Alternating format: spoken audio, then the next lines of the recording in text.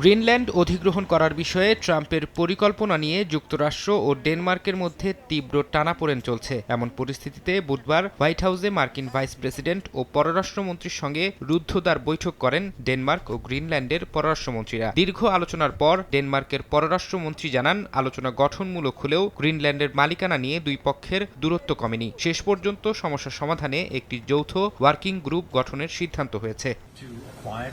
Russia ও চীন issue টেনে ট্রাম্পের দাবি করা নিরাপত্তা ঝুঁকিকে উড়িয়ে দেন ডেনমার্কের পররাষ্ট্রমন্ত্রী। বলেন, দ্বীপটি বর্তমানে কোনো তাৎক্ষণিক হুমকির মুখে নেই। এদিকে গ্রিনল্যান্ডের পররাষ্ট্রমন্ত্রী জানিয়েছেন, তারা যুক্তরাষ্ট্রের সাথে সহযোগিতা জোরদার করতে চান, কিন্তু মালিকানা পরিবর্তন নয়।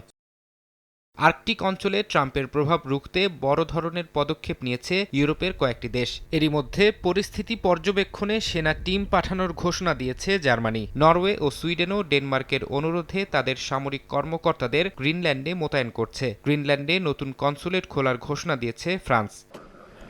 এমন পরিস্থিতিতে আবারও গ্রিনল্যান্ডকে যুক্তরাষ্ট্রের জাতীয় নিরাপত্তার জন্য অপরিহার্য বলে জানিয়েছেন ডোনাল্ড ট্রাম্প। তার দাবি, দ্বীপটির খনিজ সম্পদ এবং কৌশলগত অবস্থান রাশিয়া ও চীনের প্রভাব রুখতে ওয়াশিংটনের হাতে থাকা জরুরি।